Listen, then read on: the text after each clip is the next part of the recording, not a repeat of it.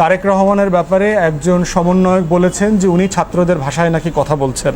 প্রশ্ন হচ্ছে, দেশের সবচেয়ে গুরুত্বপূর্ণ রাজনৈতিক দলের সবচেয়ে সিনিয়র নেতার ব্যাপারে কথা বলার ক্ষেত্রে সবাইকে খুব সতর্ক হতে হবে।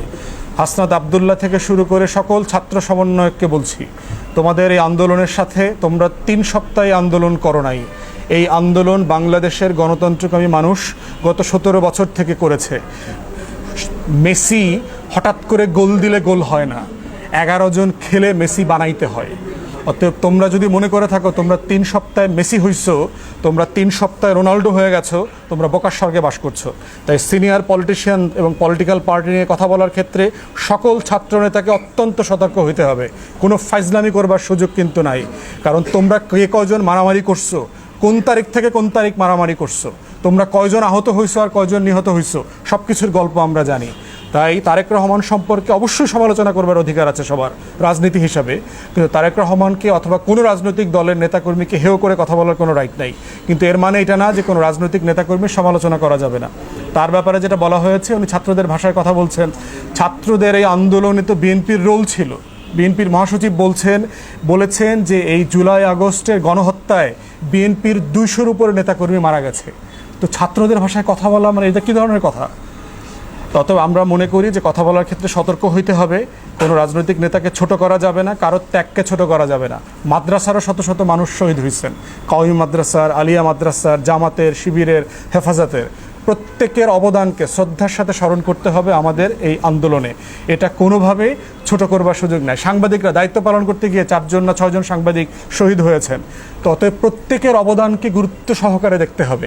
একক কোনো ভিত্তির উপরে আন্দোলন হয় নাই, এটা যেন সবার মনে থাকে। এই আন্দোলনটা সারা বাংলাদেশ মিলে আন্দোলন করেছে। 3 সপ্তাহে 3.5 জন এসে আন্দোলন করে নাই। ঢাকা বিশ্ববিদ্যালয় থেকে শুরু করে পাবলিক ইউনিভার্সিটির 19শে জুলাই পর থেকে তেমন কোনো কন্ট্রিবিউশন নাই। এই আন্দোলনটা ক্যারি আউট করেছে প্রাইভেট ইউনিভার্সিটি, জাতীয় বিশ্ববিদ্যালয়ের ছেলেমেয়েরা এবং মাদ্রাসার ছাত্ররা। অতএব সেই আন্দোলনের ব্যাপারে সবাইকে অবদানের জায়গাটা শেয়ার করতে হবে এবং সবাইকে ন্যায্যতার ভিত্তিতে সম্মানের সাথে আন্দোলনের শেয়ার দিতে হবে।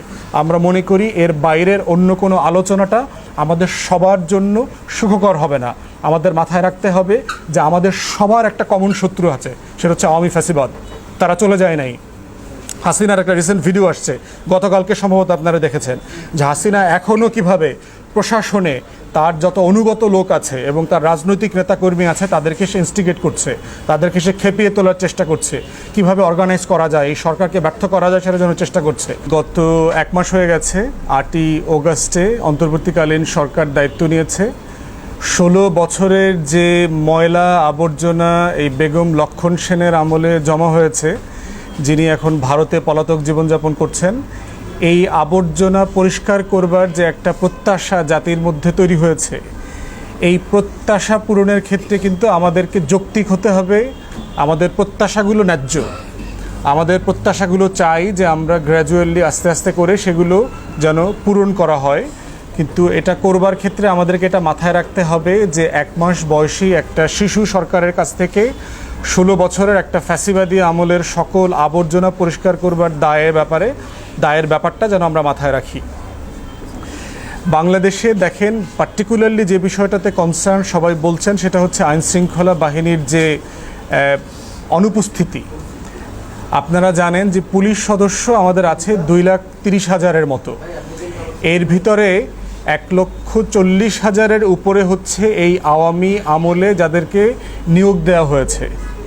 তো ধরেই নিতে পারছেন যে পুলিশের প্রায় 60%-এর অধিক হচ্ছে আওয়ামী আমলে নিয়োগপ্রাপ্ত।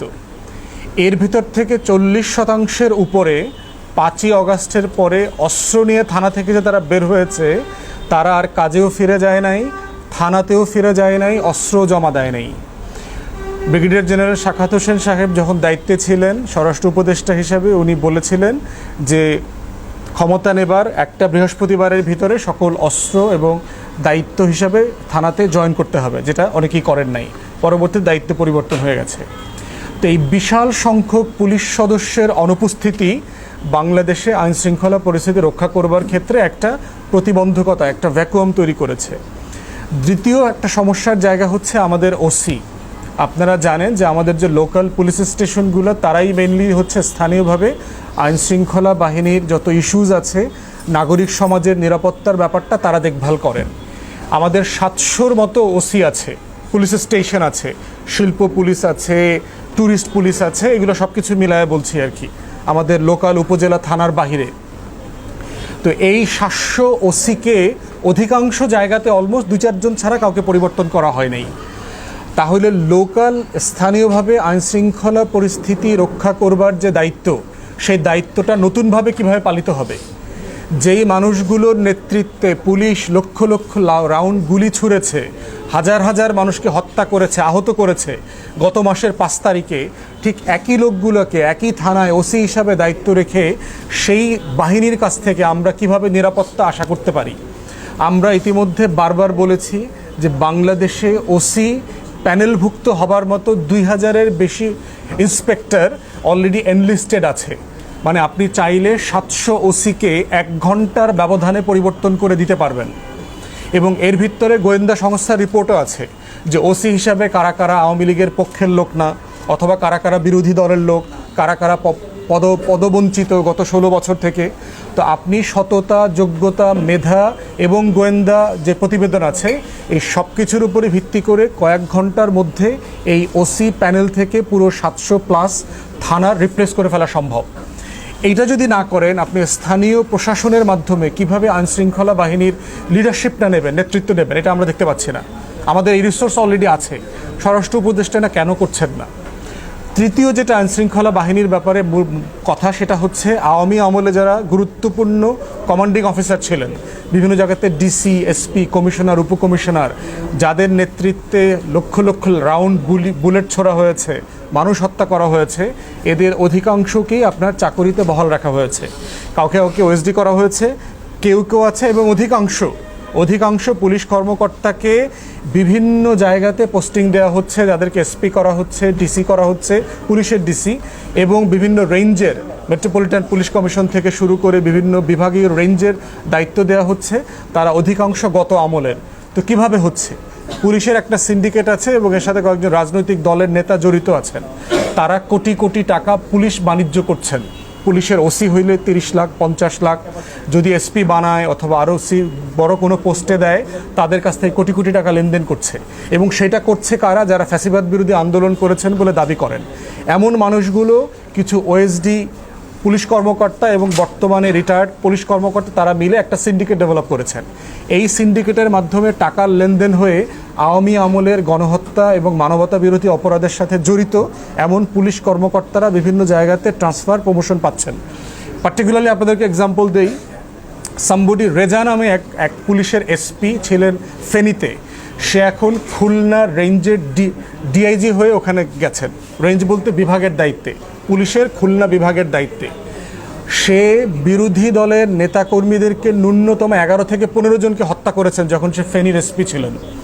এই আন্দোলনে সে প্রচণ্ড নেতিবাচক ভূমিকা পালন করেছেন। তো এই মানুষটা গত সপ্তাহে কিভাবে খুলনা রেঞ্জের দায়িত্ব পায়, এবং আমরা জানি তার বন্ধুবান্ধব আছে বিভিন্ন রাজনৈতিক দলে, বিভিন্ন আইন প্রশাসনের ভিতরে তার গুরুত্বপূর্ণ বন্ধুবান্ধব আছে যারা ঢাকা বিশ্ববিদ্যালয়ে একসাথে রাজনীতি করেছেন, প্রচুর টাকার লেনদেন হয়েছে। এই সব কিছু মিলায়ে তিনি এই পদ পেয়েছেন। এখন এইভাবে যদি আওয়ামী লীগকে পুনর্বাসন করা হয় টাকা পয়সার লেনদেনের মধ্য দিয়ে, সেইটা একটা নতুন রাষ্ট্র বানানোর পথে প্রচণ্ড অন্তরায় হবে।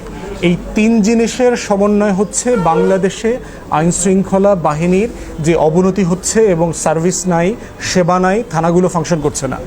রিপ্লেসমেন্টের জায়গায় আমরা ইতিমধ্যে পরামর্শ দিয়েছি যে 60,000-এর উপরে সেনা সদস্য, বিডিআর জওয়ান যারা এখন রিটায়ার্ড জীবনযাপন করছেন, যাদের বয়স 50-এর নিচে, তারা ফিজিক্যালি ফিট এবং তারা রাষ্ট্রের দ্বারা প্রশিক্ষিত যোদ্ধা, এবং তারা শপথবদ্ধ যে রাষ্ট্র প্রয়োজনে ডাকলে তারা যে কোনো সময় কাপড় পরে চলে আসতে বাধ্য। আপনি কেন তাদেরকে কল করছেন না?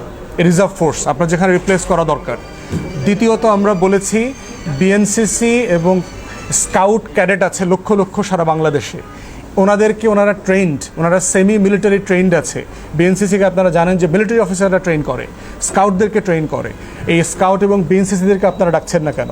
ছাত্ররা 5ই আগস্ট থেকে 12-13 আগস্ট পর্যন্ত রাস্তার ট্রাফিক তো মেনটেন করেছে, ট্রাফিক তো তার থেকে অনেক ভালো অবস্থায় ছিল, এখন ঢাকার ট্রাফিকের অবস্থা তো আরও খারাপ। এই বাস্তবতাগুলো বিবেচনা করা দরকার, যেটা আমরা দেখলাম যে আনসার বিদ্রোহের সময় সরকার কীভাবে মিজারেবলি ফেল করেছে এবং শেষ মুহূর্তে ছাত্রলীগ যুবলীগ ডাকার মতো যেটা আওয়ামী লীগ করতো তাদেরকে ফেসবুক লাইভ করে ছেলেপেলেকে ডেকে নিয়ে আসতে হয়েছে এই আনসার বিদ্রোহ দমন করবার জন্য। আমরা এটা চাই না, আমরা চাই এগুলোর ব্যাপারে রাষ্ট্র দায়িত্ব নেয় এবং ভূমিকা পালন করুক, যেটা করবার সুযোগ, অপরচুনিটি, রিসোর্স সব কিছু এই রাষ্ট্রের বর্তমানে আছে।